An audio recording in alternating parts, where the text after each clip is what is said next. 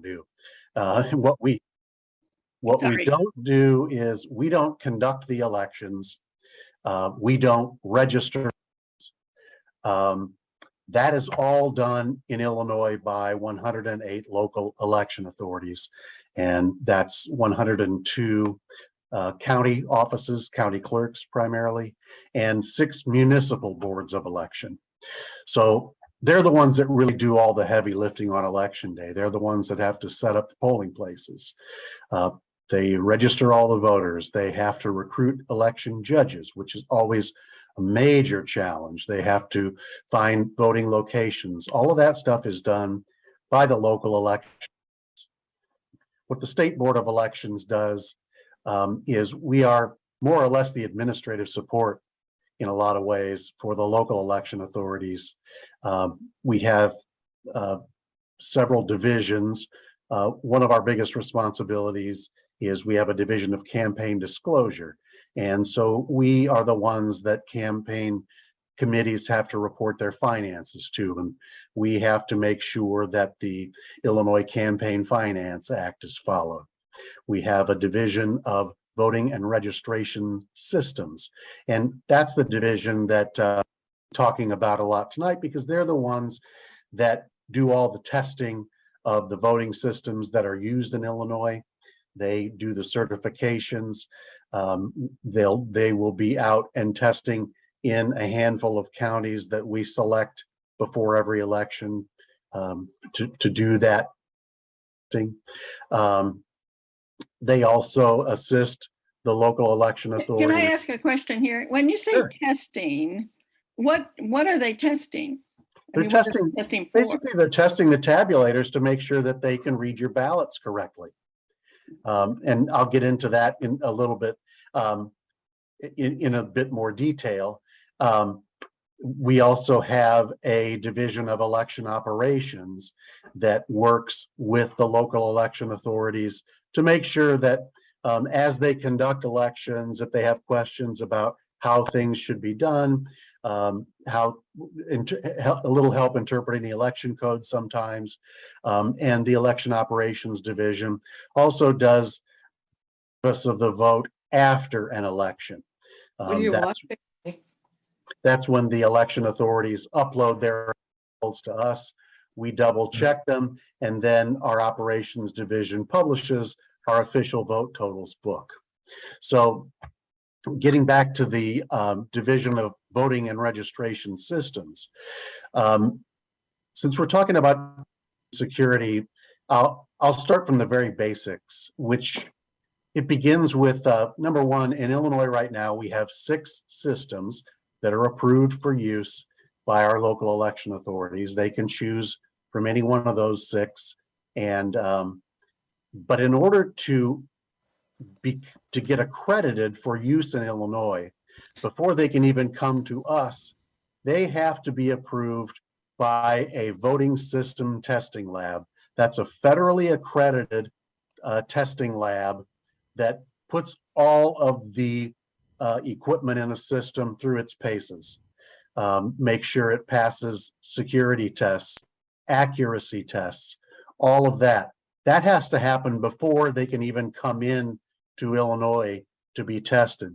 Then our voting and registration system tests that equipment prior to its approval for use.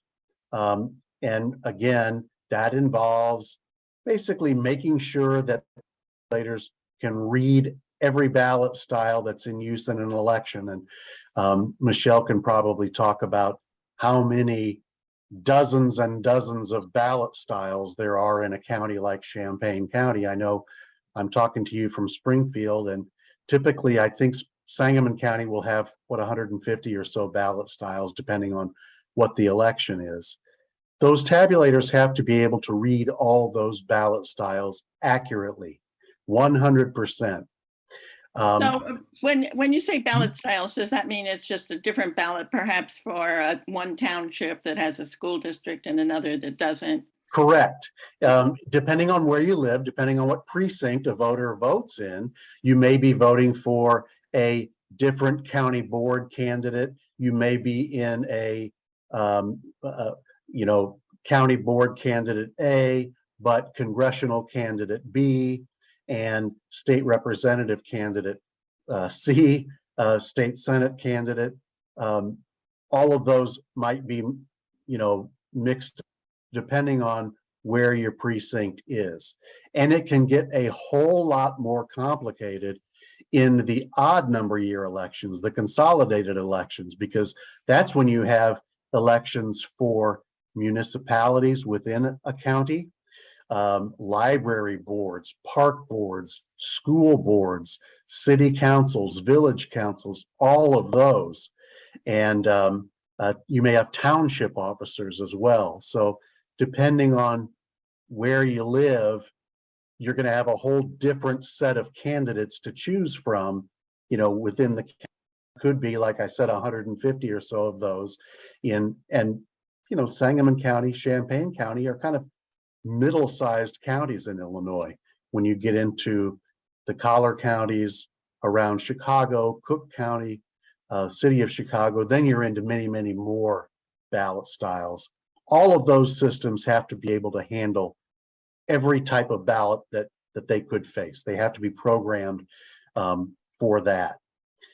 So in that is, all of that happens with us before a system can be certified for use in Illinois. And we are governed, the Illinois State Board of Elections is governed by an 8-member board of 4 appointed Democrats, 4 appointed Republicans. They have to then vote to approve these voting systems. They also have to vote to approve any change to the operating software within those systems. And those are changed quite a bit. Again, talking about security, anytime a voting manufacturer or vendor finds a potential vulnerability in their system, they will apply to us to upgrade their software. And our board has to vote to approve the software change that they ask for. And there's a whole set of protocols for that. That's done publicly. We publish that in our agenda. So that is something that is ongoing throughout the election process. Now, I'm going to ask Michelle a couple of questions now, just to pin this down to what Champaign County. So what kind of election equipment does Champaign County have? So we have 2 main vendors. So the tabulation machine, so the machine that voters feed their ballots into when they vote, is ES&S, which is a nationwide company where they have many counties in Illinois, certainly. And then the program that we use to maintain our voter registration system and check voters in to mark them off as having voted when they come in to vote is a company called Platinum. And so you, Matt, the state board has certified the tabulator system here. Do you have anything to do with the with the voter registration system? Yes, all of that is part of an election system, registration and voting. And that's why our division is called Voting and Registration Systems. So both of those vendors have been tested and approved by the state. And then, specifically what's going on right now, actually, we just, this is just beginning and we just put out a schedule for this. So I've talked about the system testing, and that's prior to a system being available for use in Illinois statewide. And we have 6 of those. And by the way, you can go onto our website. On our landing page, we have, there's a tab in the upper left corner called Information for Voters.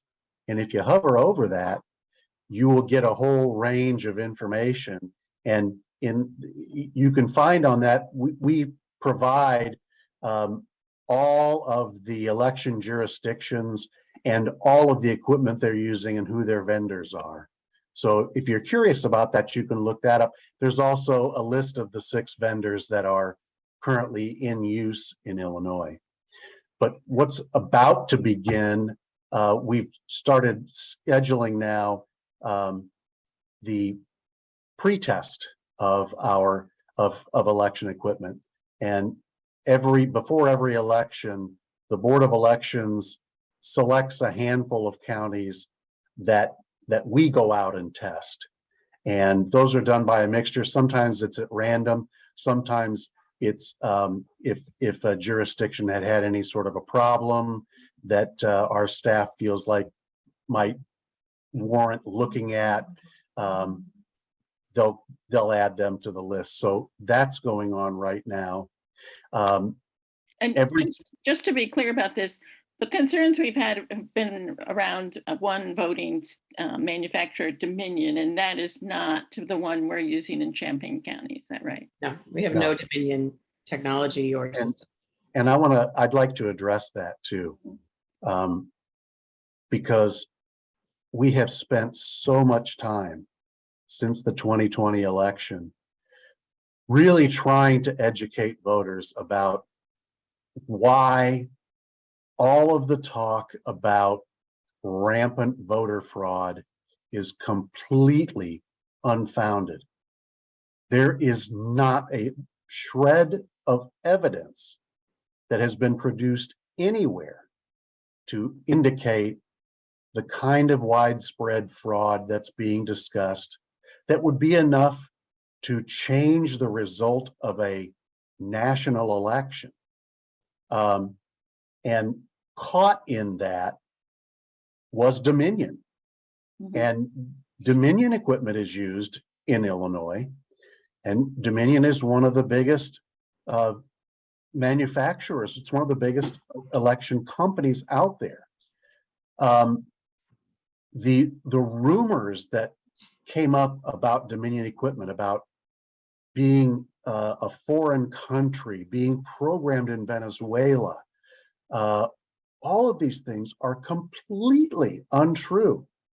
And there's a massive lawsuit going on right now against, Fox News is one of the biggest defendants in it.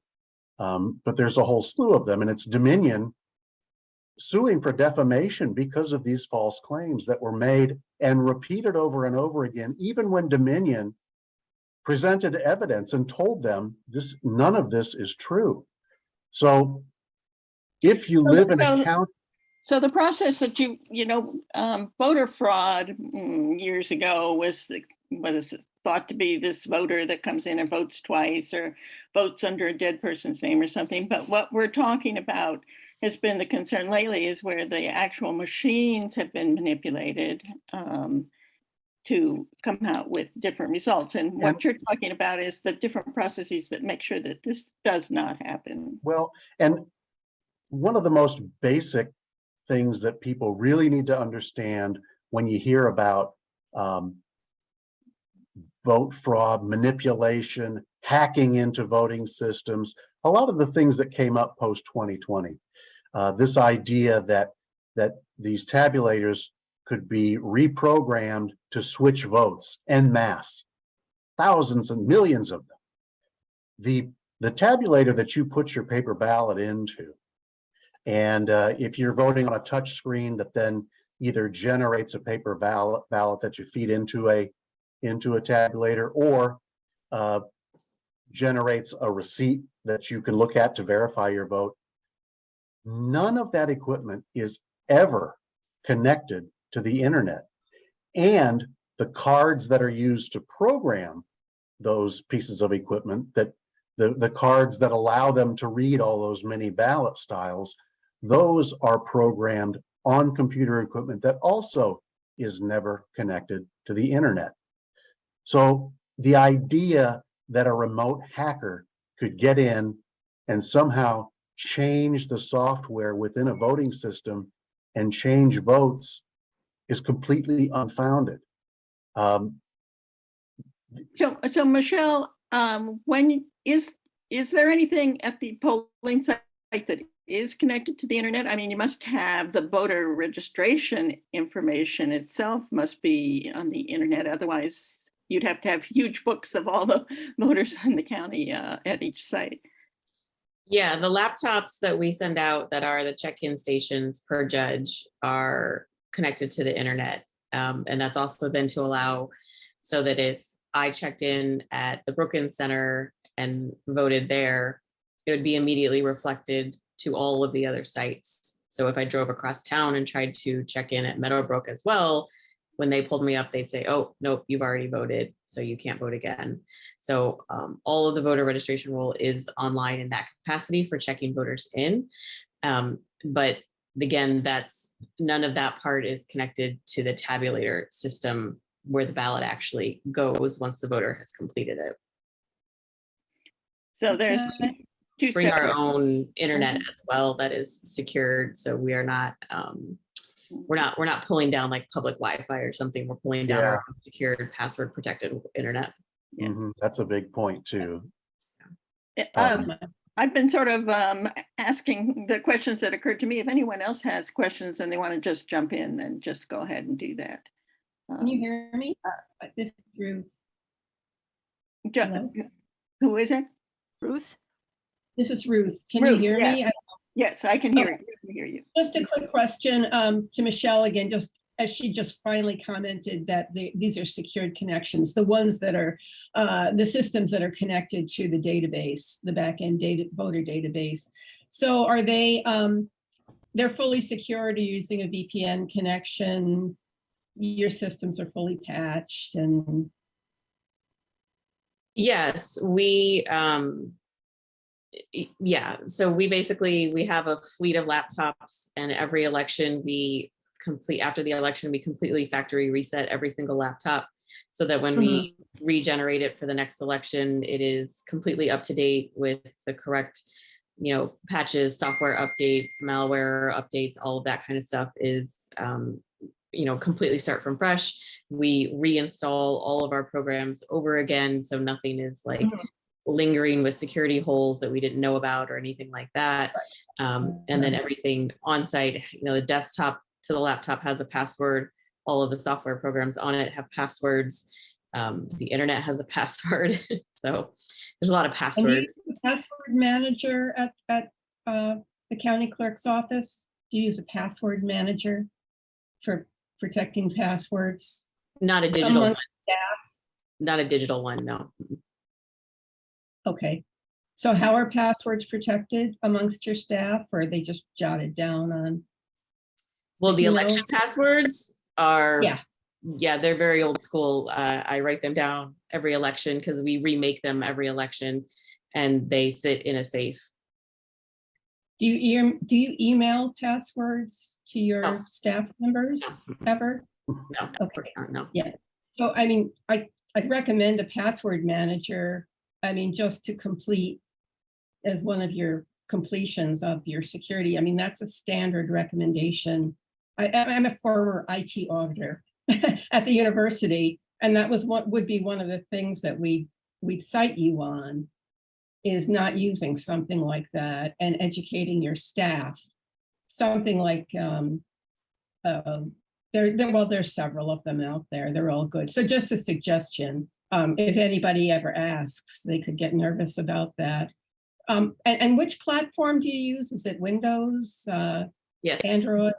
It's Windows. Windows, okay. And so you're fully up to date. Okay, just curious. I never actually knew how that's handled, but a wipe is good. Thank you. Any other questions right now, or Joan? Just make a comment that Matt mentioned the Dominion machines and some silliness about Venezuela. It is a Canadian-based company, and not that that has any negative ramifications, but just to clarify it, I think the headquarters are in Canada. Yeah. Carol, go ahead. I have a question. It's more of a process question. I am wondering how these days you prepare for what might happen. Not so much, more like the challenges, the media, the whole craziness that can happen and just escalate. Do you prepare ahead of time for like worst case Oh, scenarios? yeah. Well, at the state board, we've conducted tabletop exercises that have involved the local election authorities. We've done them through the Illinois National Guard.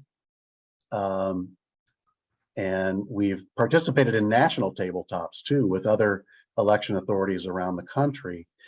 And what you do in those cases is you're given a worst case scenario. Now, how do you handle this? I can tell you a couple of things that for background that I should probably bring up is that number one, since 2018, the Board of Elections has had what's called the Cyber Navigator program.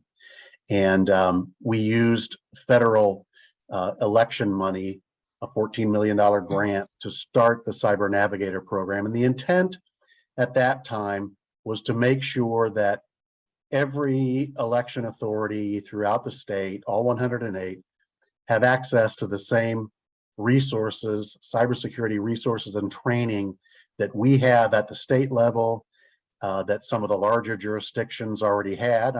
Champaign is fairly large, Springfield, Cook County, City of Chicago. The larger counties, let's say the top 10 or so, of which Sangamon and Champaign are both members, I believe.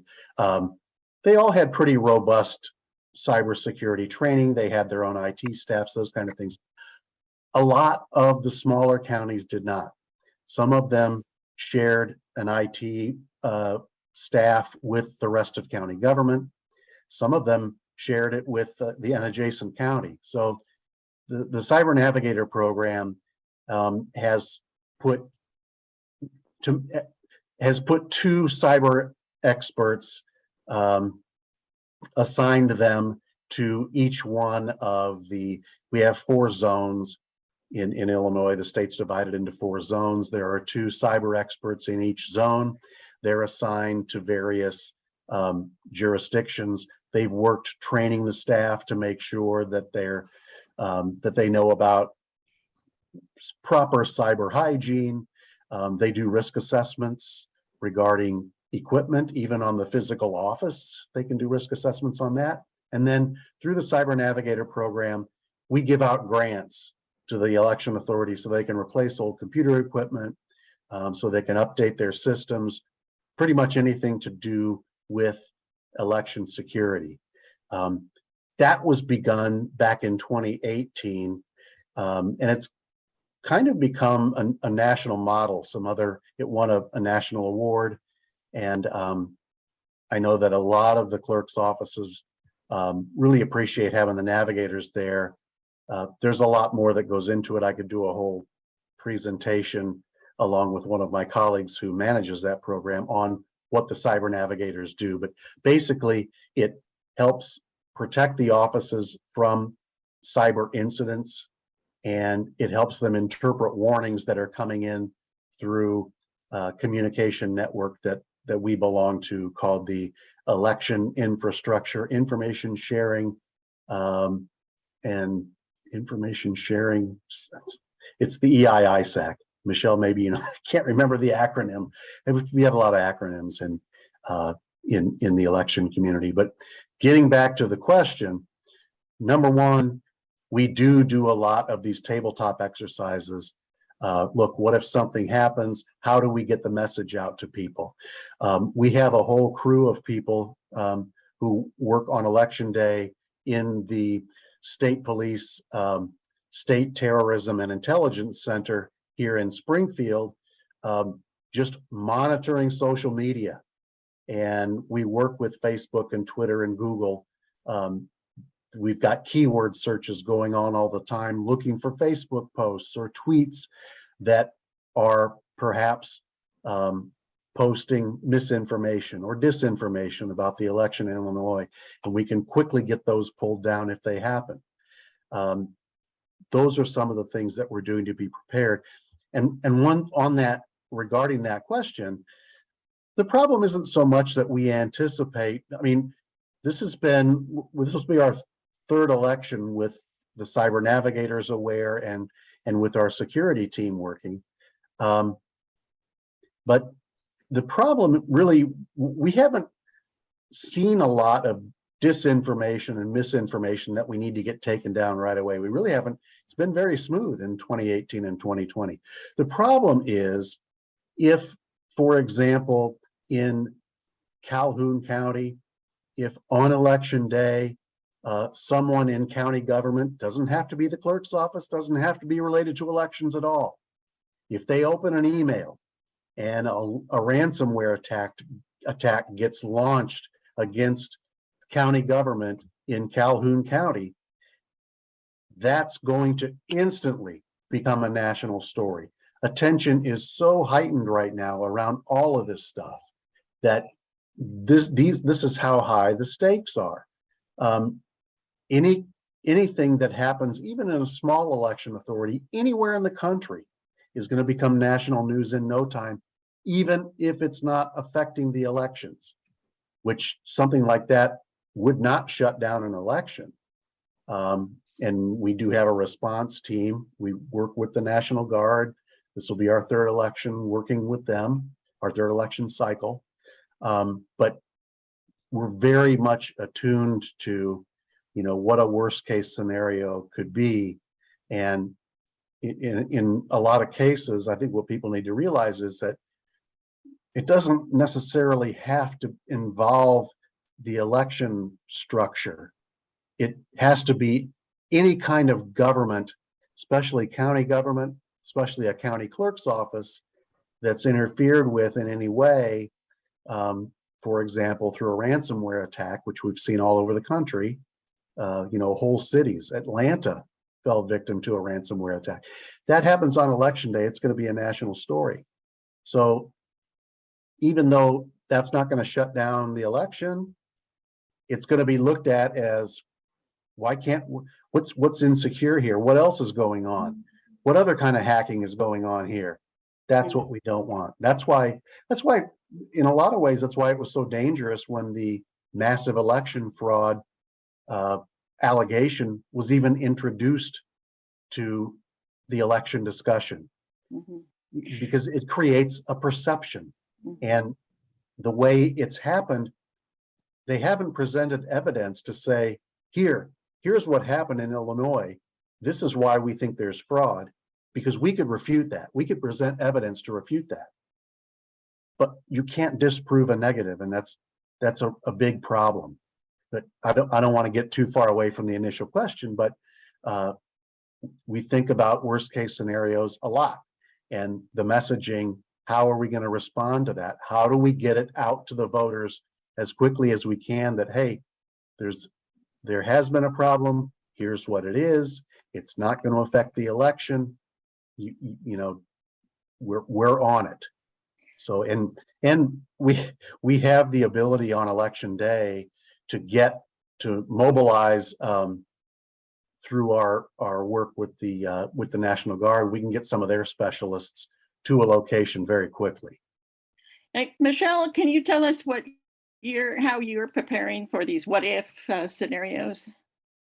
Yeah, sure. So the Cyber Navigator program is very robust, and I think we utilize almost all of its aspects. We've done a phishing training and a phishing attempt on our staff. We've done penetration testing for the website. They send out regular newsletters to update us on, I'm going to forget the term, but it's basically website link attacks that are just like the website's just completely viruses, and it's that, spam email. So we can add them to our blacklist of websites that you can't even access from work computers, because we just know they're infested with viruses and malware, that kind of stuff. And then, of course, as we get closer to election, the cybersecurity stuff gets, much more frequent.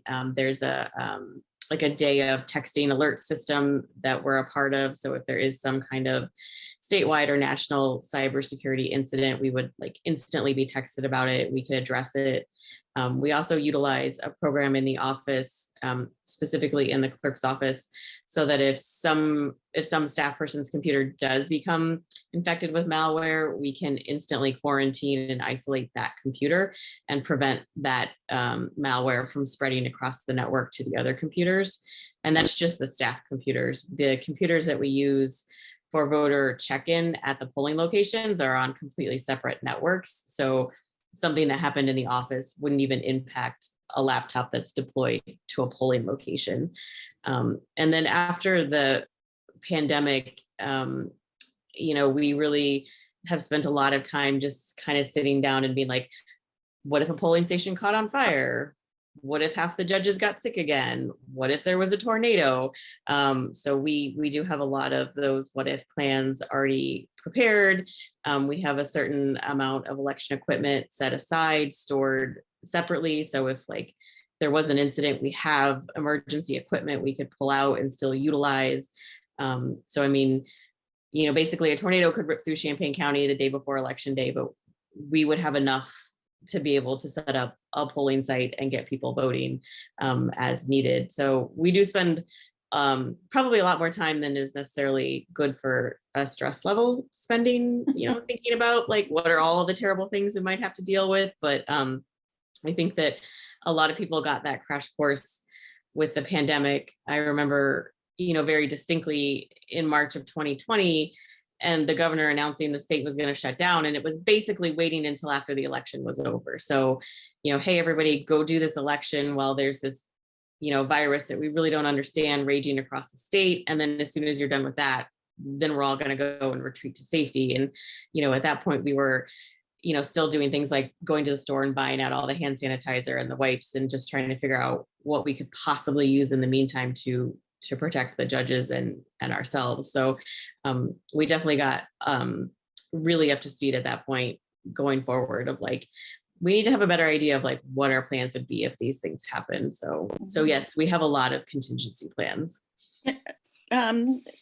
Getting away sort of a little bit from the cyber part of it, who can be in a polling place? Obviously the judges and people who come in to vote, but can other people just sort of stand around a polling place watching what's happening? Poll watchers can be in the polling place, but they have to be affiliated either with a candidate or a party or a registered civic group, and they're restricted in what they can do. They are there to watch. They're not there to interact with the judges or in any way interfere with a voter who transacting with a judge. But that's who can be in polling places. There's a campaign free zone that's set up 100 feet outside of every polling place that we're all familiar with. You can't campaign within there, but outside of that is where, that's considered public, and that's where you see all the signs. But basically on election day, you're going to have your poll watchers in the polling places along with the judges and the voters. So do we have poll watchers in Champaign County? We do have poll Yes. watchers in Champaign County. It varies. We have had poll watchers in polling locations for early voting and on election day. We've had poll watchers in the clerk's office, poll watching the vote by mail process. So yes, we have a lot of poll watchers. The local, actually the statewide ACLU sends poll watchers to a lot of locations. I think not to a lot of locations, but to a lot of counties. I think every election that I've been here, I've run into at least one ACLU poll watcher. And we can have poll watchers too from like the statewide candidates all the way down to local candidates. So, it can vary quite a bit who wants to do that poll watching. There's a lot more. Do they have to There's a lot register? more of them this year because of all the, what we've been talking about. And I don't know, Michelle, if you had any problem with this, but during the primary, we did get some reports about some poll watchers that were, being more aggressive than they should be, and where I think they may have been removed or asked to leave polling places. Election judges can do that. They control the polling place, but we're really on a heightened alert for reports about that happening again, just because of the sheer number of them. Do poll watchers have to register in advance, or can I wake up on election day morning and say, I'm going to go be a poll watcher? You have to You can- register. Yeah. You Go ahead, can do Michelle. that, but you need to get a poll watcher credential from one of the bodies that Matt was talking about. So a candidate, a political organization, a pro or oppositional referendum entity. And it's a signed document that has to have that entity's signature and the clerk's signature. So you can get the form from the clerk's office that has the clerk's signature on it, but then you need to go get the version that also has if you're poll watching for a candidate, then the candidate needs to sign off on it. And honestly, that's like the most common reason that people are not able to poll watch. You can't just wander in and plop down. You do need to have legitimate credentials for everyone's safety and voting privacy. And I just actually have one more question that seems to come up, and that's there's some people who say, well, they think that students vote in two places. They're registered here in Champaign County, but they also may be voting in their parents' home county. Is there any precaution against that kind of thing? Well, yeah, the election authorities perform voter list maintenance constantly. So they're checking for those types of duplicates. And Illinois is also a member of the Electronic Registration Information Center, ERIC. We're one of 33 states that are involved in ERIC, and ERIC gives local election authorities access to data streams that they wouldn't normally have. Mainly, it helps facilitate checking voters who have moved to other states and registered there. It helps more quickly get them off the rolls in the state that they've left. But it also provides a very robust in-state and within jurisdiction checks on potential duplicate voters on voter rolls where they shouldn't be. Double voting like that, I think Michelle might be able to talk a little bit more about that, because when you register in Champaign County, they're going to take a look to see if you're registered elsewhere. So, things like this can happen.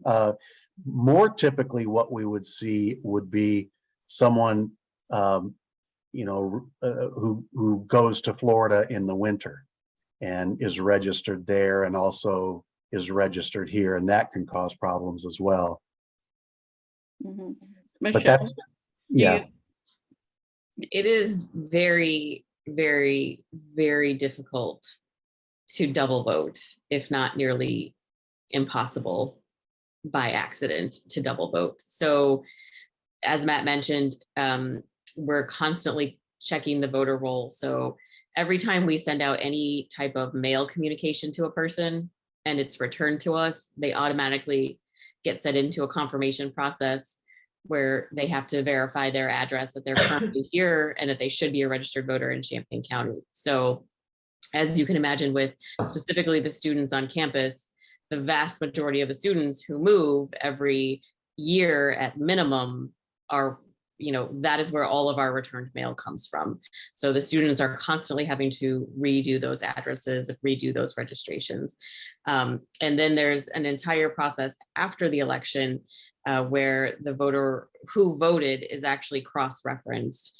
And so occasionally we do have to go in and further look into people because someone has a common name or a very similar name and the same last four of the social. Did they actually vote in two places? And I can say of all the investigations that I've seen, none of them have resulted in someone who actually voted in two places. It's just been more of names that are very similar, birth dates that are very similar, that kind of thing. And in order for someone to change their registration within the state, there is a lot more communication from county to county than you would maybe anticipate. So basically one county has to release the person, the other county has to accept the person. So it's not just this thing that someone just moves their registration around. The counties among themselves are talking about what county does this person belong to in terms of registration. All right, we're taking them, so you are removing them. And it's a very clear conversation. It's digital and the Illinois voter registration system facilitates it, but it's very clear where the person is going to be registered if they need to change their registration. Joan? Great. There's a question in the chat. I don't know if you want to read it or you want me to read it, Or we could let Ruth read it. or we could let Ruth read it. Okay, can you hear me? Because I know my Yes, mic yeah. is a little weak. Okay, so it's sort of backing up to some of the bits of information Matt was providing earlier, because this is not something I think most people hear about, which is your back end verification testing process of your systems. The other stuff, I mean, to me, if you've ever been an election judge or you read up on some of the rules surrounding voting, a lot of this is documented online. But regarding your local system testing process, which you mentioned, I don't know if I have it right, so correct me if I've got it wrong here, that after the feds and the state validate systems for potential use, there's the local process. And so my question is, who establishes and oversees this local process? So I've got a bunch of questions here. I'll read the questions and then the next one is the process predetermined and documented? So again, is it standardized or is it very customized per county, let's say, or jurisdiction? Then is the process certified in any way? And then last, is there some sort of final report that discusses your findings, and who receives the report? So I guess my question is there visibility into this process? Is there any transparency? And who's given it the okay, ultimately? Well, the system is established in the election code. So the testing requirements and the regimen for it. But go ahead, Michelle. Yeah, so I was going to say, so I think let's first be really clear that this is actually testing that's done for every single election. And every single election, you have to do this public testing twice. So you need to do it before voting starts on election day, and then you need to do it what is called the canvass period, which is the 2 weeks after election day, where everything is being compiled and verified and cross-referenced. And these are open to the public, and the clerk's office has, we always post a sign, we put it on social media, we've put them on Facebook Live before. We usually have a couple of people from the league and from both parties that attend, which is always helpful because we have them stand and feed ballots into the tabulator. But the test itself is, as Matt said, it's outlined in the statute. And then the state board has also created a more detailed best practices document that we follow in terms of more specific of what are we testing and how are we testing it, because the statute's just kind of like you test all your types of equipment and you test them for all ballot styles, but the state board has something a little bit more specific that's a little bit more process based that's helpful. And so basically you're in this equipment, in this test, you're testing to make sure that the equipment is reading the ballot correctly, translating it correctly into tabulated votes. And then not only is it coming out of the tabulator correctly, but when you put it into your software that gives you then like, here's how many votes candidate B has, here's how many votes candidate A has, that information is also correct. And that information is matching the information that came out of the tabulator itself. So all of that is tested, compiled, and then it's certified by the clerk of the county, and then it's reported back to the state board. Yeah, Well, that sounds. we do have those reports. I've gotten quite a few FOIA requests about wanting to see a certain county's testing data and things like that. So it's all very transparent. And it is FOIAble. I'm just wondering how much of that is just rubber stamped, or is there a real process? Oh, there's You a know. very detailed process. Okay. There's, Yeah. It's, And you you're can't saying rubber it's done stamp slowly. things when you start using election equipment. Like election equipment is just it's so specific and it's so detailed that you have to like go in with a very specific plan of I'm testing, all of the ballots in these precincts on this machine. I mean, otherwise you just end up with something that's like, Right. a jumble of data that's not going to give you anything.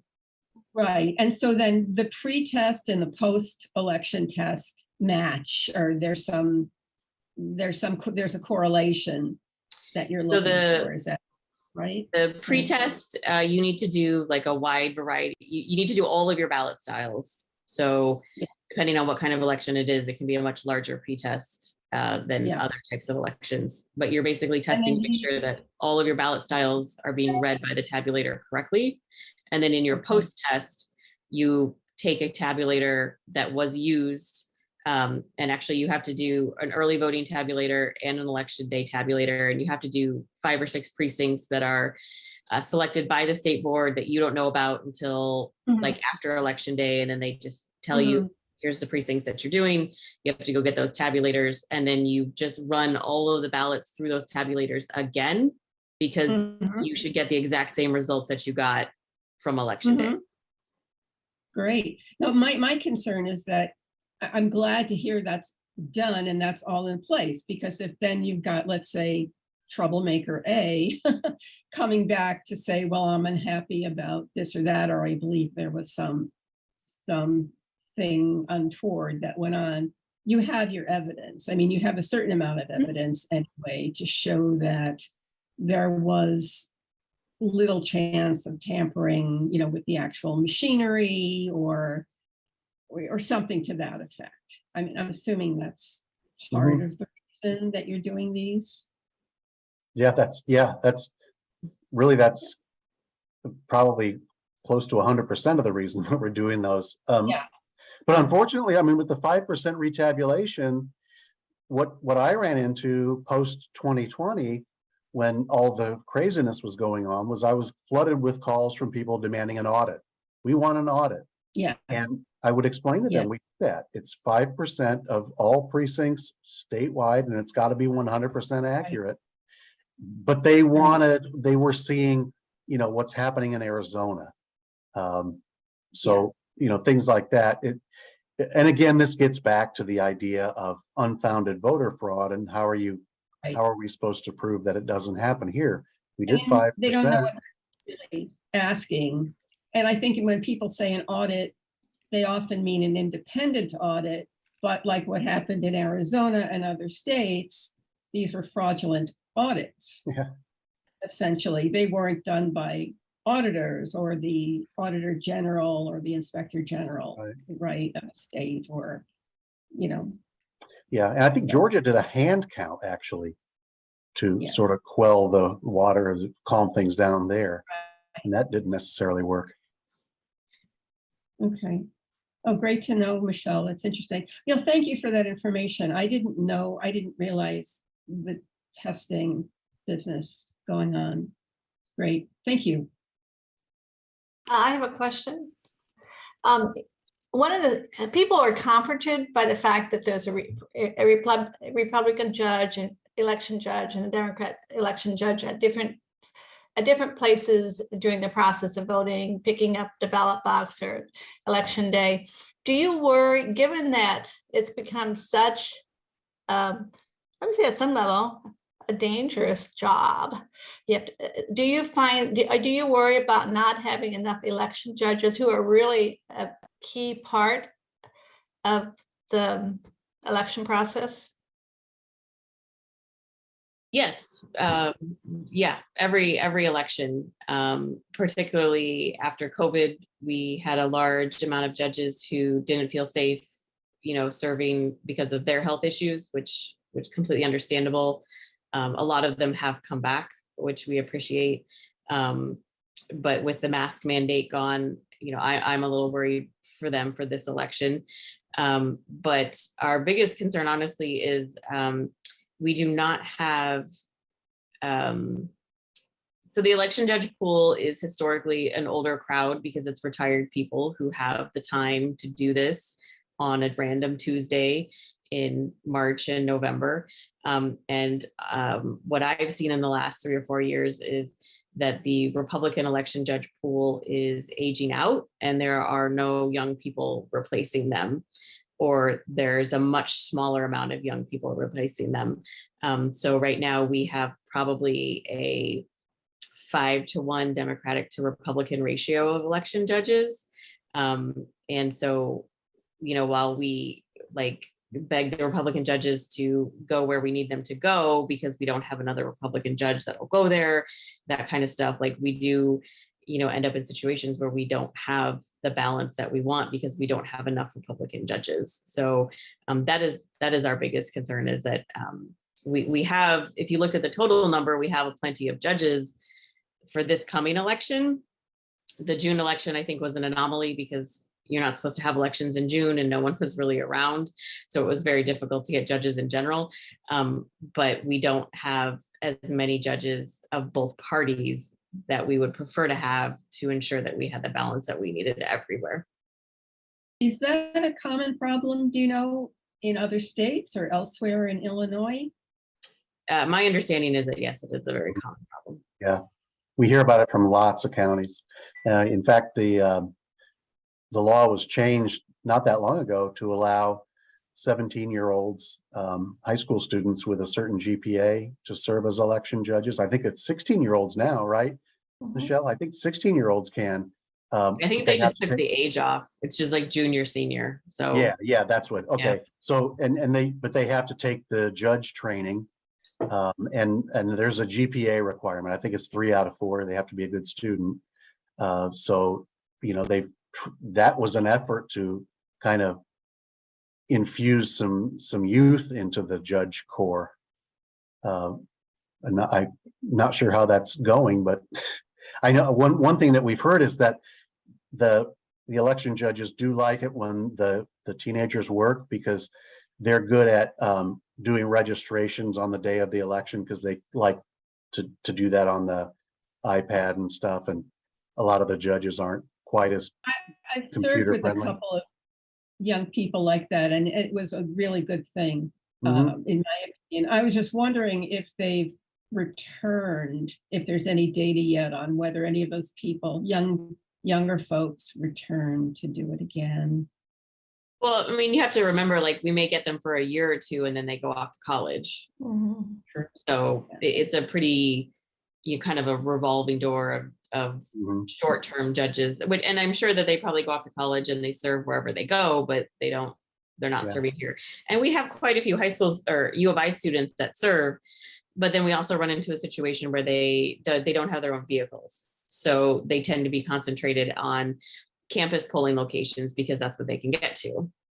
So it's to call it a juggling act is just not even sufficient. So, and it's one of the reasons that, the clerk admins in the office talk so much about vote by mail, because we can process so much vote by mail just as, if not more securely, with so many fewer judges, and easily maintain the party balance that we need to, than having to do the 65, 67 sites that all need 5 judges at each of them. That's just a monumental task, when vote by mail is more convenient for the voter, easier for us to staff appropriately. We're really hoping that people in Champaign County will really become more interested in doing vote by mail. It's a practical solution to the problem you're having. And I guess, so it's simply just a matter of the 2-party system. I mean, Democrats versus Republicans. You can't use independent voters.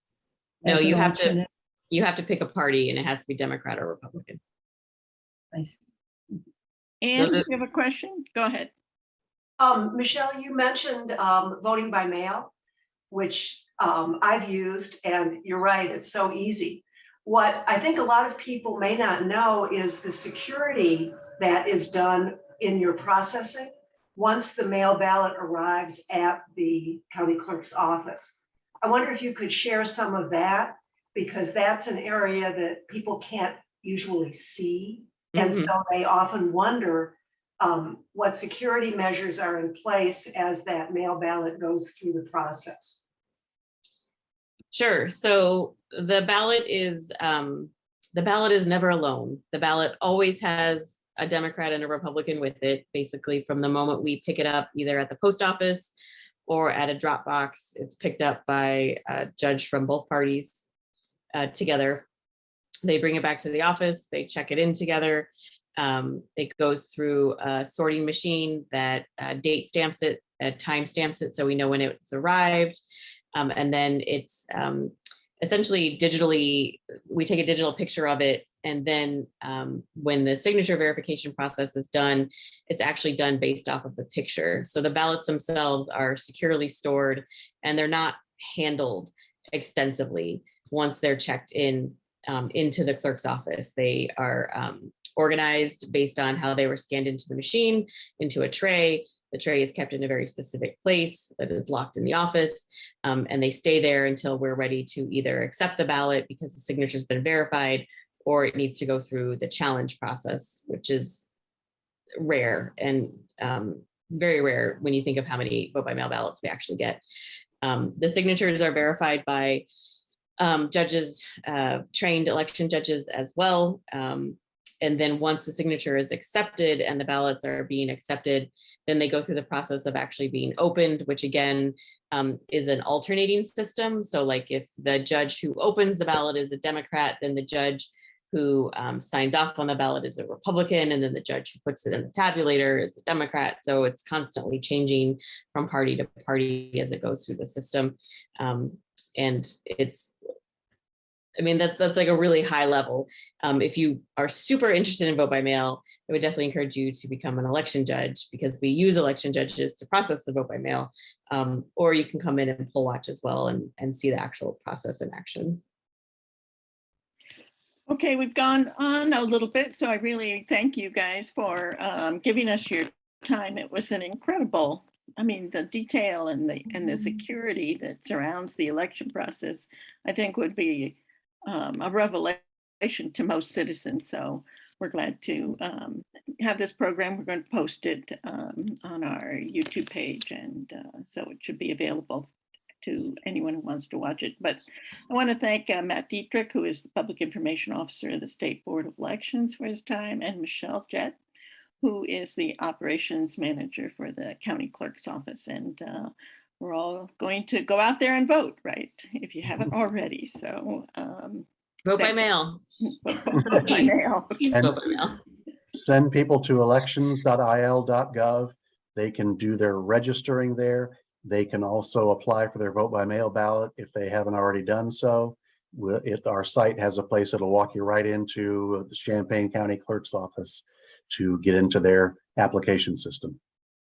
And I want to recommend the clerk site for in the election section. You can find your own individual personal ballot, so you know exactly what races you're going to be voting on. And with all the changes in congressional districts and everything else, it's very, very helpful to see that in advance. So yeah, and sample ballots are up, so you can pull up a digital version of your actual ballot that you would be voting on on vote by mail or in the polling location.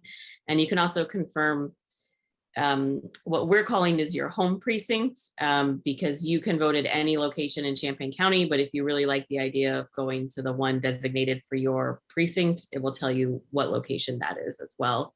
So, well, thank you very much, and sorry for the technical problems at the beginning of the meeting, and I hope we didn't drive anybody away, but you guys were just super, so thank you. Yes, thank you so much. Thank you. Excellent. Bye-bye. Bye-bye. Thank you.